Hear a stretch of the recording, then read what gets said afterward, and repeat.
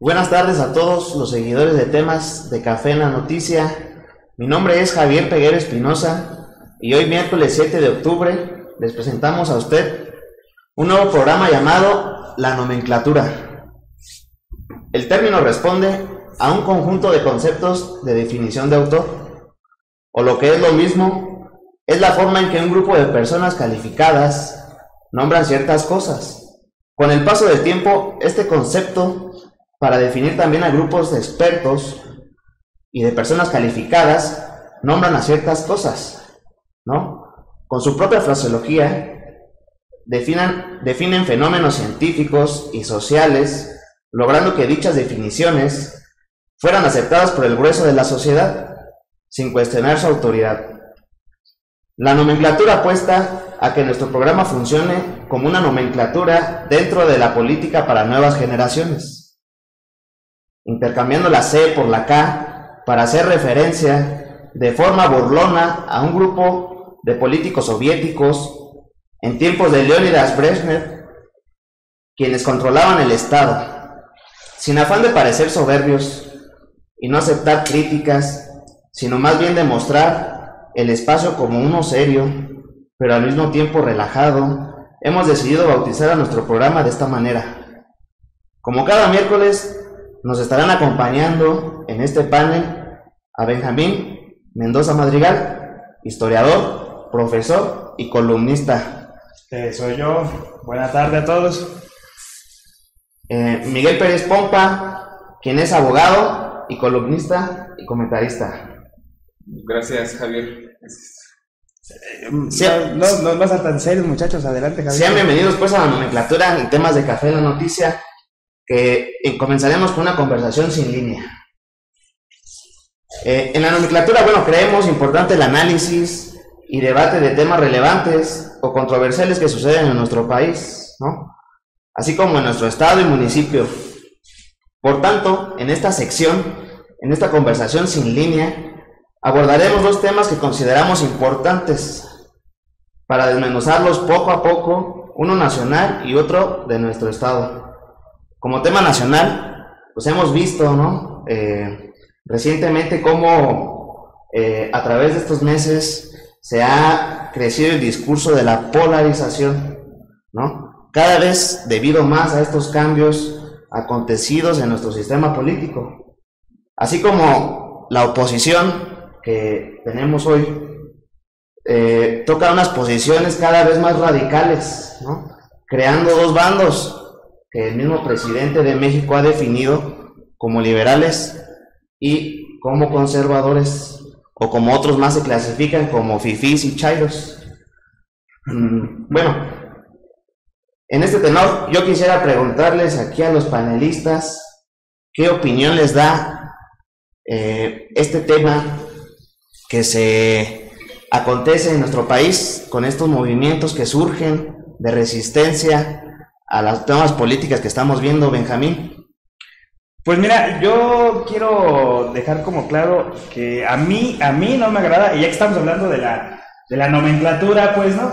A mí me gustaría empezar a definir nomenclaturas entre nosotros, ¿no? Para eso es el debate. A mí no me agrada la definición de liberal y conservador.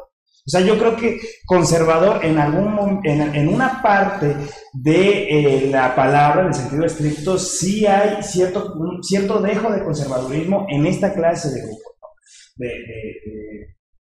de la sociedad. Entonces creo que sí hay como un cierto nivel de conservadurismo, pero la parte liberal no me gusta para nada. O sea, no me gusta para nada la parte liberal en el sentido para definir lo que se contrapone al conservadurismo como el imaginario decimonónico, ¿no? Del juarismo. Eso a mí no me agrada. Fifís y chairos, no sé, es como más coloquial.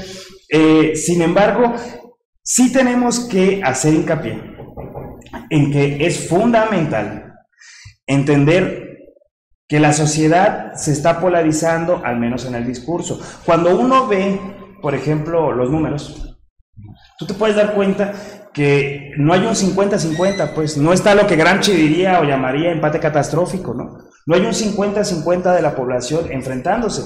Es un sector minoritario, abanderado por Frena en este momento y por algunos partidos de oposición, que más que por los partidos de oposición, básicamente por los líderes de oposición, ¿no? Que impulsan estos partidos, porque en sí no son todas las bases, pero sí hay una especie o sea, un pequeño grupo, perdón, que es el que es abanderado por esta clase de movimientos, por esta clase de líderes, y que polarizan el discurso de la sociedad. Sin embargo, creo que si vamos a números, ni siquiera pudieron juntar 100,000 personas, y esto hay que decirlo claro. Se hizo la investigación, se buscó a los notarios y no se encontraron. Entonces, cuando ellos hablaban de que había 183,000, ¿no? Entonces, realmente en polarización, bueno, ¿qué les cuento? El presidente de la República, nos guste o no, tuvo 20 millones. Más, 30 millones. Ahí está, ya me corrigieron, 30. Sí, bueno, es cierto, ¿no? Pero yo creo que aquí no vemos un tema de polarización. Francamente, lo que hemos visto en las manifestaciones, pues es, como tú bien lo comentas, ¿no? Un grupo reducido, a veces hasta obligado a asistir a este tipo de marchas, y donde la polarización, pues, existe cuando el país está dividido un 50 y 50, ¿no? Recordaremos la elección del 2006, donde ahí sí, por .56%, le dan la banda presidencial a Calderón. La polarización. Yo creo que ahí hay que hacer por lo menos del electorado que votó. Hay que hacer un contexto, porque al hablar de polarización no forzosamente se tiene que manejar un 50 y 50%. Pues por eso habla discursivamente. Si hay una polarización discursiva, pero en la práctica no. Porque a final de cuentas lo que es el método, pues, o el hecho de que la sociedad esté polarizada significa que existen dos polos al menos, ¿no? Que es el de buenos y los malos. Cada quien se pone... O blanco, negro, no sé. Blanco, correcto, negro, incorrecto. Correcto, incorrecto. Los comunistas o los fascistas, lo que tú quieras, se catalogan en dos polos, y es algo que sí está pasando. Serán los números que quieran, ¿no? Pero a final de cuentas sí existe una polarización. Ahora, lo que podemos destacar aquí es que esta polarización no es actual, o no es no nace pues en este régimen, en este nuevo régimen que propone el presidente Andrés Manuel López Obrador. Es una polarización que ya ha venido, pues bueno, de décadas atrás, de años atrás, y no es exclusiva de que haya nacido en este gobierno, por el hecho de que el presidente salga en las mañaneras a contrapuntearse con algunos medios de comunicación o con algunos personajes de la misma oposición. Yo creo que la polarización sí existe, siempre ha existido. Aquí más bien el problema, creo yo, es los métodos o las estrategias que vayan a utilizar estos grupos que ya se encuentran polarizados, pues para intentar de nueva cuenta acceder al poder, ¿no? Y es lo que estamos viendo ahora, pues con esta agrupación que se llama Frena. Porque al final de cuentas lo que se ve es un uso ya repetitivo del discurso de odio, que sí, en estos momentos yo creo que están con unos números pues muy de risa, con unas estrategias pues también muy de risa, que por ahí circulaba un video incluso donde salían sus casas de campaña volando en el Zócalo, porque pues eso deja claro que no estaban ocupadas, y si estaban ocupadas pues la gente no estaba dentro de ellas. Pero bueno, de todos modos sigue tomándose esa vía, ¿no? Se sigue intentando tomar esa vía, la del mismo discurso de odio, y al final de cuentas queriendo de alguna manera pues dar decir que lo hacen así porque están polarizados. Ahora, bueno, también es importante ver este discurso de Andrés Manuel en las mañaneras, de retarlos, de estarlos provocando, pero que al final de cuentas, y es una pregunta que te quiero hacer, Miguel, ¿tú crees que exista el riesgo de una polarización por ese tipo de cuestionamientos que todos los días hace el presidente hacia sus adversarios? ¿Crees que exista ese riesgo de llegar a que el discurso de odio pase a ser violento?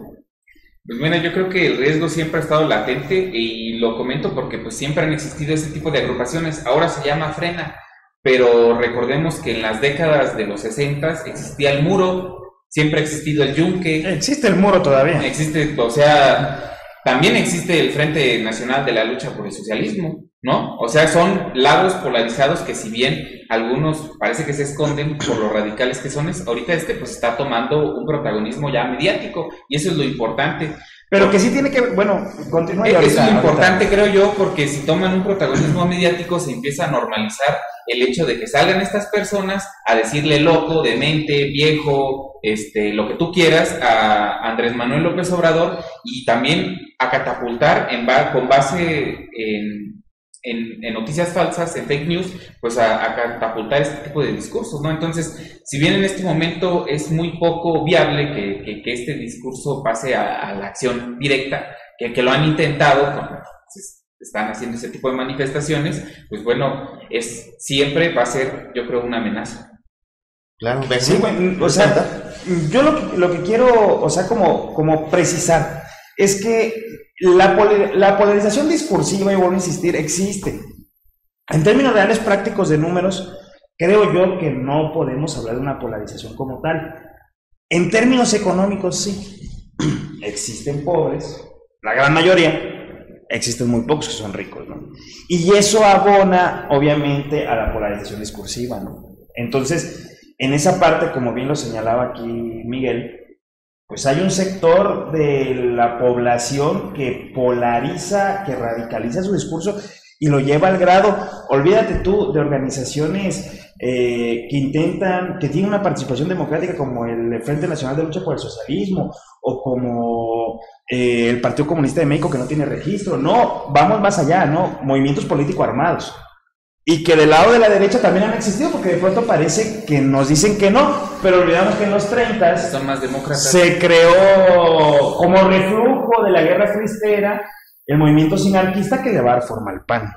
Entonces ellos también de cierta manera son violentos. Y ojo con Frena, porque yo digo, la estrategia de ellos tal vez en este momento no reivindica una estrategia violenta.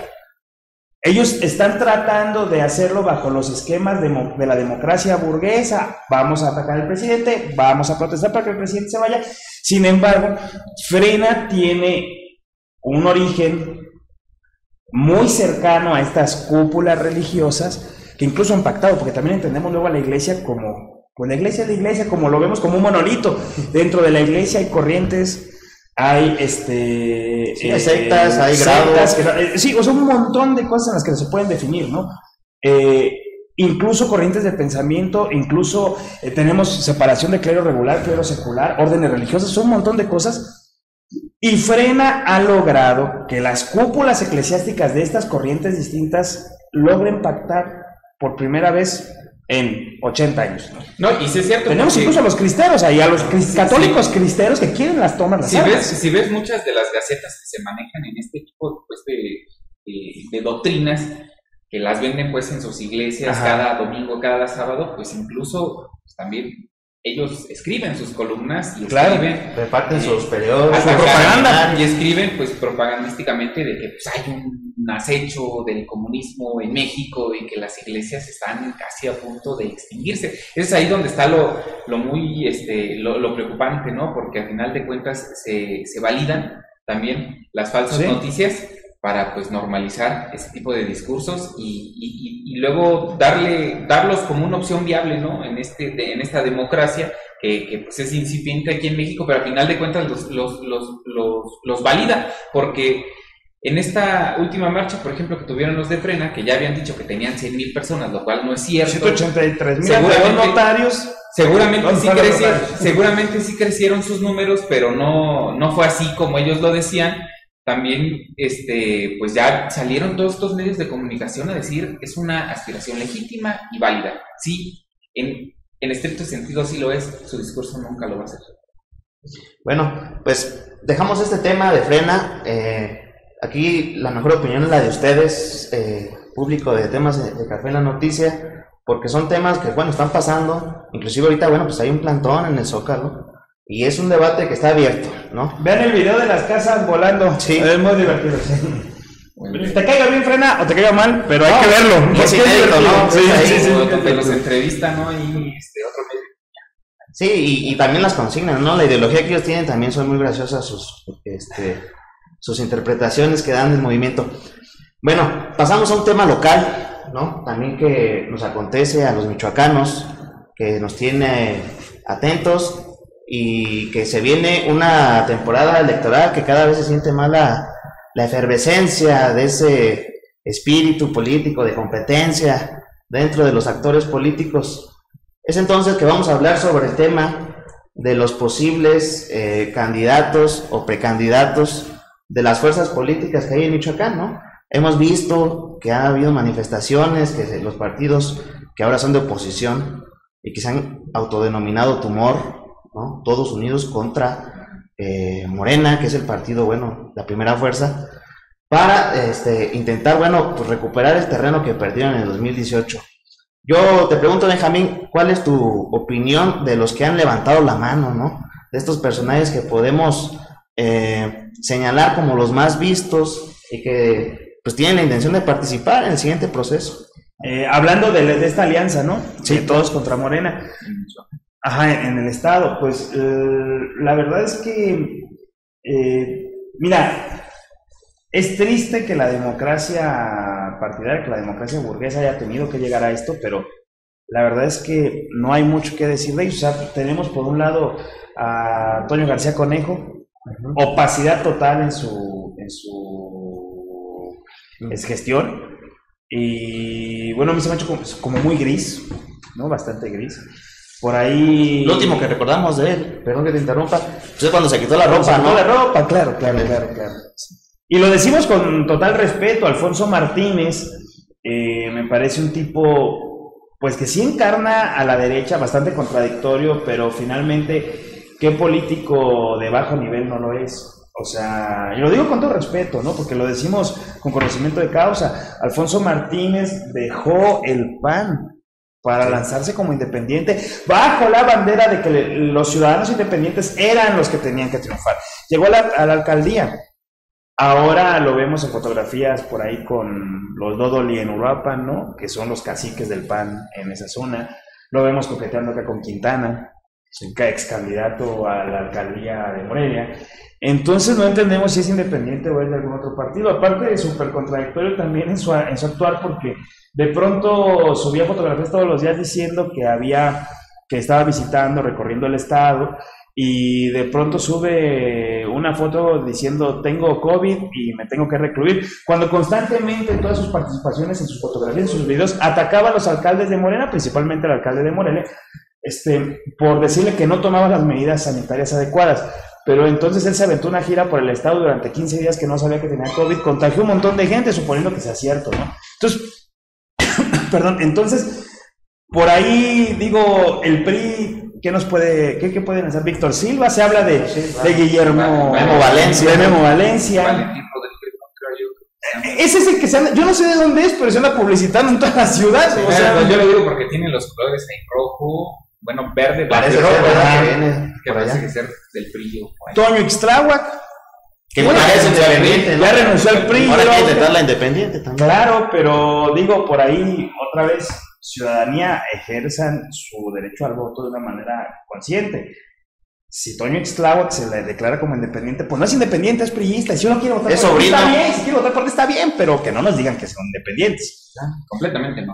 No lo es porque es sobrino de Chon Orihuela. Claro, o sea, tiene aparte ahí que es un cacicazgo histórico de la familia Orihuela en esta región de Zitácuaro, así en el estado. Bueno, pues está interesante, ¿no? Estos reacomodos que hay en los partidos de oposición. Ahora, Miguel, yo te pregunto, ¿cómo ves también este lado de los partidos aliados a la Cuarta Transformación, que también se están acomodando, perfilando algunos personajes para esta contienda que sin duda, o bueno, al menos así lo marcan las estadísticas, ¿no? No lo decimos nosotros, pues está como favorito a triunfar el siguiente proceso electoral. ¿Cómo los ves? Pues mira, fíjate, Javier, que hay un tema en el que coinciden estos partidos de la 4T, también los partidos de la oposición, que es que tienen muchos candidatos y muchos aspirantes a ser el candidato a gobernador por el estado de Michoacán. Y es que, si te das cuenta, como ahorita ya los enumeraba Benjamín, hay uno, o sea, de entre todos, no hay uno que pudiera recuperar toda esa fuerza que dicen tener la oposición y decir, bueno, nosotros somos los que vamos en contra de ese proyecto que ahorita se denomina de la Cuarta Transformación. Y ya en el caso específico de Morena, por ejemplo, dicen incluso que hay listas de hasta 26 aspirantes o suspirantes a ser candidatos a la gobernatura del Estado. Está de moda. Está de moda ser de Morena. Del PES no sabemos nada, porque aparte perdió su... Ya se lo dieron de nuevo, ya se lo dieron de nuevo. Pero seguramente, bueno, ya les dieron su nuevo registro, pero ya no es el partido Encuentro sí, Social, ya es Solidario. Sí, ya es Solidario, siguen siendo las mismas siglas, pero ya no es el mismo en estricto sentido. Y el PT, pues pareciera ser que muy inteligentemente, pues ellos barajean las posibilidades de que su candidato sea por Morena y no por el PT, aunque a veces tengan algunas discordancias aquí en el estado e incluso también a nivel nacional, ¿no? Por ejemplo, ayer que se votó el tema de los fideicomisos, el PT votó en contra totalmente, ¿no? El PES a favor, y en ese tenor, pues bueno, son muchos los aspirantes que pareciera ser que ya ocupan pues orden dentro de esa dirigencia nacional y estatal, para que pues ya se vayan eliminando pues quien realmente no tiene posibilidades, ¿no? Porque ahorita yo creo que cualquiera que tiene un cargo de elección pues dice, pues es la marca, es la ola todavía de Andrés Manuel López Obrador, podemos ganar y podemos ser gobernador o gobernador. Que también aquí tenemos que dejar algo bien claro, ¿no? O sea, lamentablemente los partidos políticos no se forman bajo sus estatutos, no respetan sus lineamientos. O sea, para mí es terrible que tipos que jamás han simpatizado con la izquierda o que su cercanía con una ideología de izquierda sea el PRD, de pronto quieran llegar a Morena a aprovecharse de esta oleada. Creo que es fundamental lo que dice aquí Miguel. El Morena tiene que consolidar su dirigencia nacional y estatal, de manera que logre blindar a su partido de toda esta clase de personajes. No se trata de un tema de derechos políticos, no se trata de prohibírselos o no, yo creo que se trata simplemente de una cuestión de ideales, ¿no? Entonces, sí es triste, porque si por un lado vemos que no hay gallos, en Morena hay 26, y si tú cuentas los 26... Ya quisiera cualquier gallero, ¿no? Claro, pero no todos son buenos, tal vez. Y si tú cuentas los 26, y si tú analizas puntualmente los 26, cerca de 4 son los que fungieron como fundadores reales del partido, han acompañado el proceso obradorista, los demás se han ido sumando, ¿y qué? Pues que vengan y que aporten, pero de pronto llegar a querer ser candidato a la gobernatura, creo yo que eso rompería con la inercia que tiene Morena a nivel nacional. Creo que en esa parte tiene que cuidarse, y los otros, bueno, pues echarle muchas ganas. Creo que la ventaja de Morena es que no ha gobernado acá, entonces por eso todavía podemos tener esta visión, ¿no? Y fíjate que hay un tema que todavía no se agrega a esta fórmula, ¿no? Entre partidos, y es el tema del Partido Verde Ecologista, ¿no? Porque si bien pues ya se están haciendo muchos los rumores a nivel nacional de que va a ser una coalición con Morena y con el PT, y en los estados pues quién sabe, ¿no? Pudiera ser que nos estuvieran dando la sorpresa, aunque sabemos que no es muy no es muy favorable, ¿no? La opinión que se tiene de la militancia en torno a ese partido. Claro, y que también hemos visto que las elecciones intermedias pues son las menos participativas, ¿no? Ahora la intención, bueno, pues es de que haya una nueva concientización, de participación ciudadana, de que se politice, y bueno, pues esa es la esperanza para que la gente participe en los procesos electorales, que no los deje, porque son muy importantes tanto para el rumbo que se le puede dar al país, ¿no? Podemos estar en contra o a favor, lo importante es expresarlo y que democráticamente, bueno, pues se sustente o se rechace. Entonces, pues es interesante lo que se viene en este estado de Michoacán. Al final de cuentas, pues usted va a tener la mejor opinión, su decisión va a ser valiosa, y bueno, nosotros lo que hacemos es compartir nuestros puntos de vista. Pasamos entonces a nuestra siguiente sección, que lo autodenominamos una plataforma de contratiempo, ¿no? En esta sección, mis compañeros y yo nos pondremos a contestar en un tiempo máximo de 5 minutos, ¿no? Preguntas relacionadas a los temas grandes, ¿no? De temas políticos del país y aquí del estado. Sin duda, esta será una manera de entender la política como se entiende en las calles, en los mercados, en las escuelas, en el trabajo, y esa es la intención. Pasamos entonces a la primera pregunta. Que vamos a cortar porque No, yo. Bueno, el primer tema, ¿no? Es sobre Martín Moreno, un intelectual. Francisco Martín Moreno, que es un intelectual.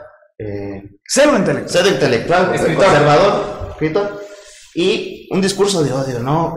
Por ahí en una entrevista habló de que quemaría vivos a cada uno de los morenistas en el Zócalo, ¿no? Un discurso de odio como del siglo XIX.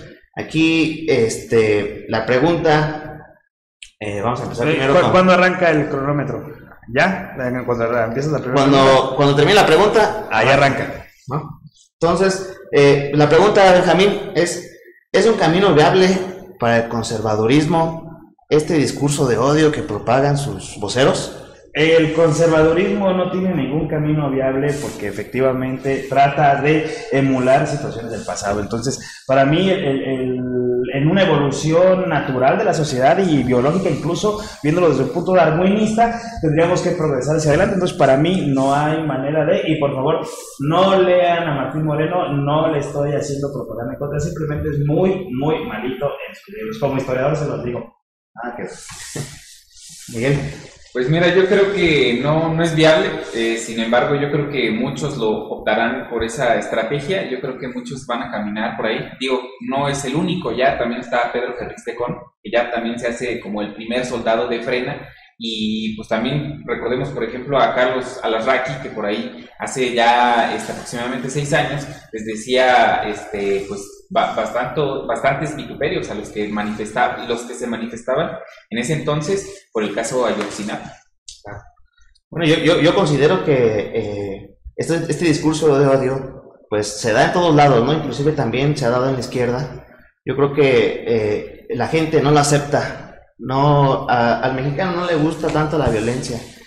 Ese discurso de odio lo rechazamos. Esa violencia que todavía padecemos, ¿no? La vemos en las calles todos los días y que no debe de seguirse propagando. Entonces queda como un comentario más que sí es preocupante, pero que no, tampoco tenemos que enfrascarnos tanto en ese discurso de odio. ¿Sí? Segundo tema, hay un periódico, el Financial Times, que es inglés, ¿no? Y que ha sacado pues artículos relacionados. En el momento ha alabado a Peña Nieto, a Salinas de Gortari, y ahora saca un artículo en donde ven a Andrés Manuel López Obrador, el presidente de México actual, como una amenaza, como un autoritario en potencia. La pregunta, ahora empiezo con Miguel. ¿Es verdad que el presidente Andrés Manuel López Obrador es un dictador? Bueno, yo creo que aquellos que lanzan ese tipo de acusaciones donde dicen que pues esta 4T ya es autoritaria, fascista, dictatorial, pues bueno, yo creo que no han leído mucho para poder hacer ese tipo de balances, pero lo que sí es cierto es que este tipo de notas editorializadas, que ya son costumbre por parte de estos medios, pues bueno, siguen intentando poner la agenda política e intentando pues también caracterizar pues básicamente los gobiernos progresistas de América Latina y así como del mundo, ¿no? Entonces yo creo que es algo que ya se ha vuelto costumbre en estos años del sexenio, pero tampoco quiere decir que pues sea cierto, ¿no? Lo que ellos dicen a cada editorial que sacan.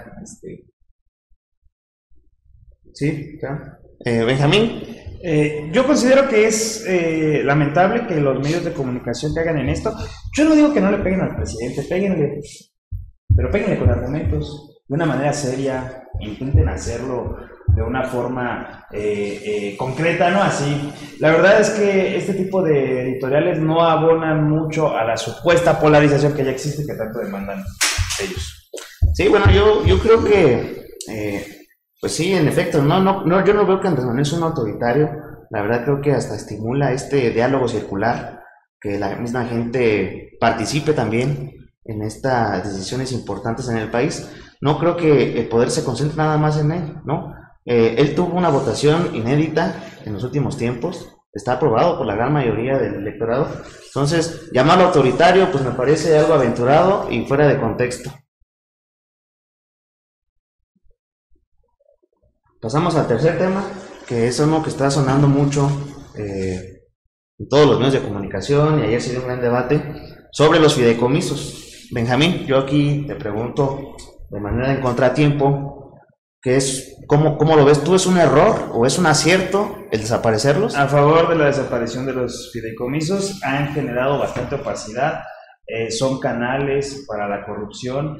Se asignaba incluso el presupuesto de manera discrecional, se compartía solamente entre algunos. Claro que hay fideicomisos que tenían otras funciones que se podían manejar de otra manera, pero la mayoría de los que se extinguió, la verdad es que, muchachos, ¿de qué estamos hablando? O sea, puede ser una película con los fideicomisos, por favor, ¿sí? Yo no tenía acceso a eso, pues. La mayoría de la población no lo tiene. Sí. Miguel. Miren, yo creo que es un acierto por parte del gobierno. Tiene que ver mucho con su estrategia de centralizar los recursos y otorgarlos de manera directa. Y yo creo que los fideicomisos y los fondos, pues, era lo contrario, ¿no? A entregar esto de forma directa.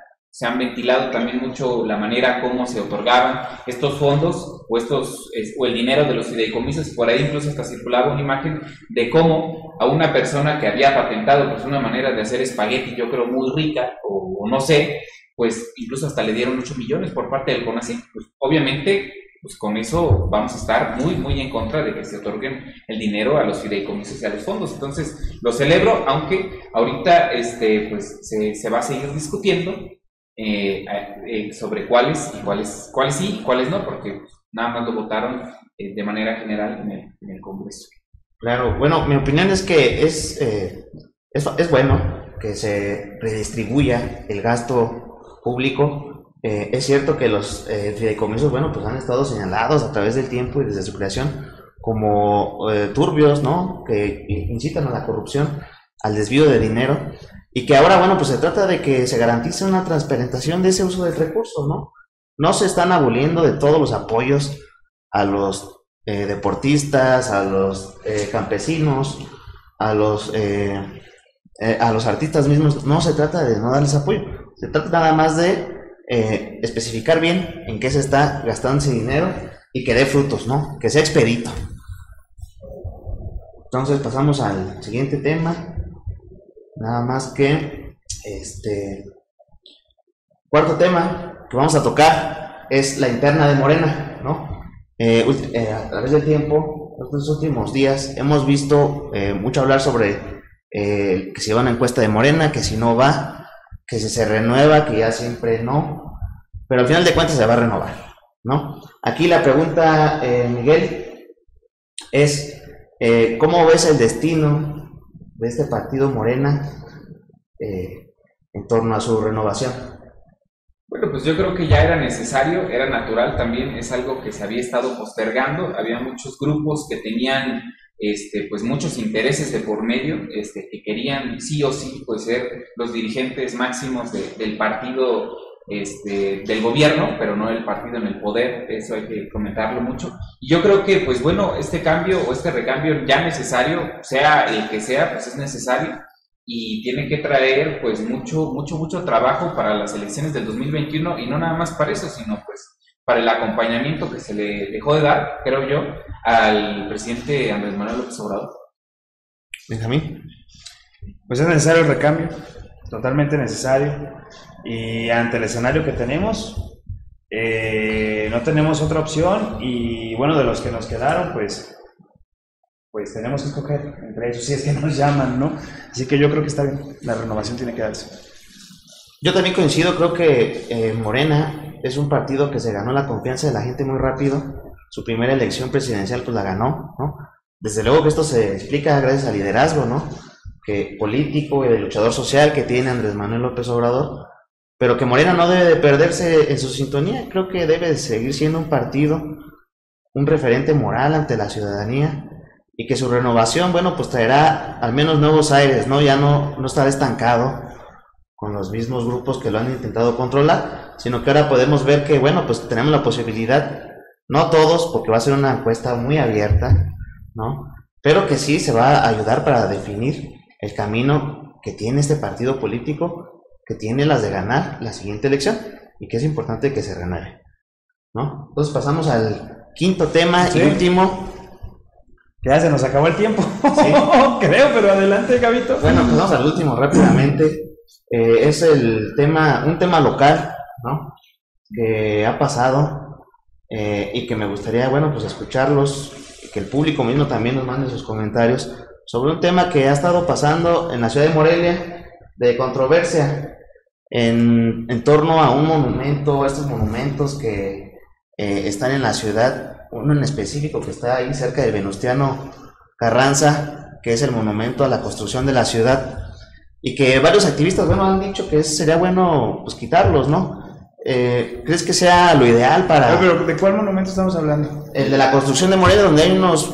Al inicio del acueducto. Al inicio del acueducto, pero lo que quieren es que se radique ese monumento, porque ellos hablan como de que tiene un discurso hacia el esclavismo, ¿no? Bueno, pues yo creo que es parte de la historia de nuestro país, no se puede negar, no se está haciendo propaganda, y finalmente fuimos colonizados por los españoles y hay un pasado esclavista, feudalista, que tenemos como herencia, que no se puede negar, y que no que nos sintamos orgullosos, simplemente creo yo que es algo que forma parte de la historia de nuestro país, y que sí, es cierto, los discursos pueden reconstruirse, pueden elaborarse discursos distintos, pero considero que es darle bastante bola a algo que finalmente es un monumento. Tenemos cosas, creo, más importantes, que incluso impactan más en el discurso de colonialismo y de dominación que un simple monumento. Ya quisiera ver que se quejaran de la catedral, ¿eh? O sea, que eso impacte, realmente es un símbolo de dominio español, pero también nos hace sentir orgullosos, ¿no? Decimos, es la imagen de Morelia, entonces, sí, creo que se habla de más del tema, pues.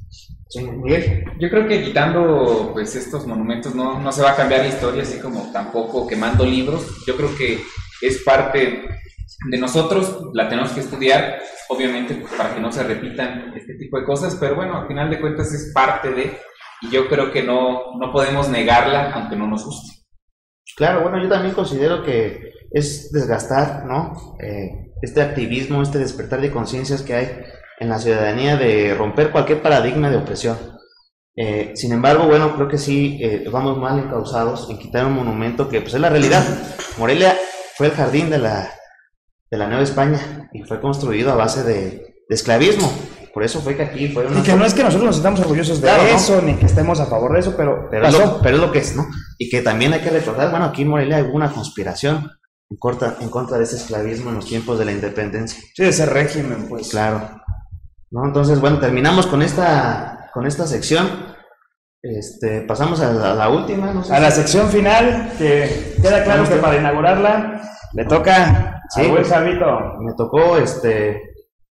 Me tocó pues avisar, me tocó a mí empezar esta conducción. Ya veremos en otro tiempo, que no es fácil estar conduciendo, por eso pero ya les tocará a ustedes. Pasamos, bueno, al punto de opinión, ¿no? La opinión de Javito. Es una opinión que expreso, bueno, sobre los fideicomisos, ¿no? Lo nombro como es un apoyo directo a los fideicomisos o es un lastre presupuestal.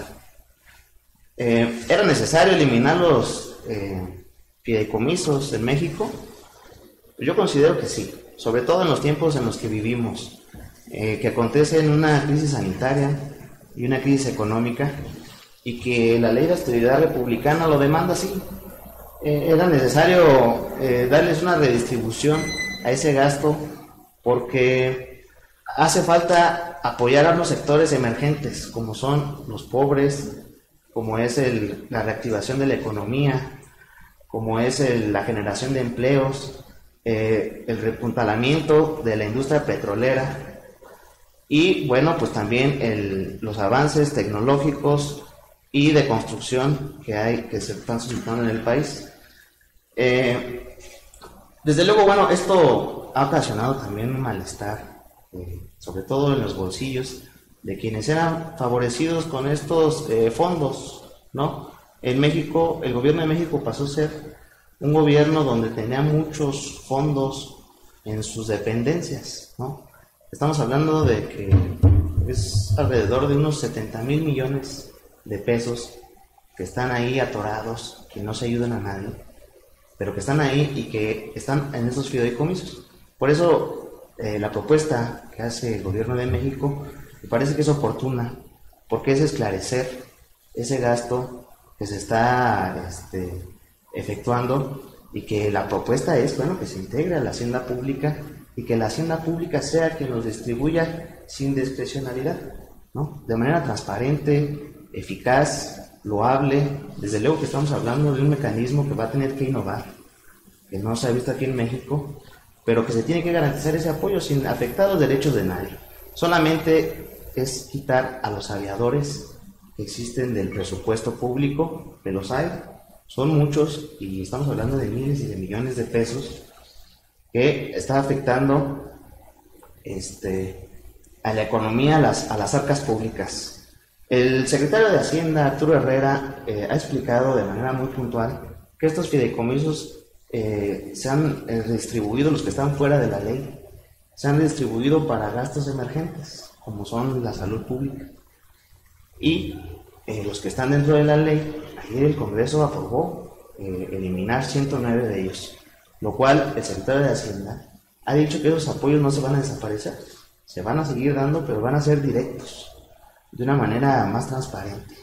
Por eso, sin duda, estamos viendo que el fin de los fideicomisos públicos pues va a ser un paso importante en esta construcción de un Estado con finanzas sanas, donde sea más eficaz y donde se ponga un punto final en el adelgazamiento de la privatización administrativa y poniendo el dinero al servicio del pueblo de México y de sus contribuyentes. Muchas gracias por habernos acompañado en este primer programa de la nomenclatura, a los panelistas, compañeros que me acompañaron, y nos vemos el siguiente miércoles. No olviden compartir este video, que llegue a más personas, y agradecerles sus comentarios, sus likes, sus vistos buenos y también sus críticas. Muchas gracias.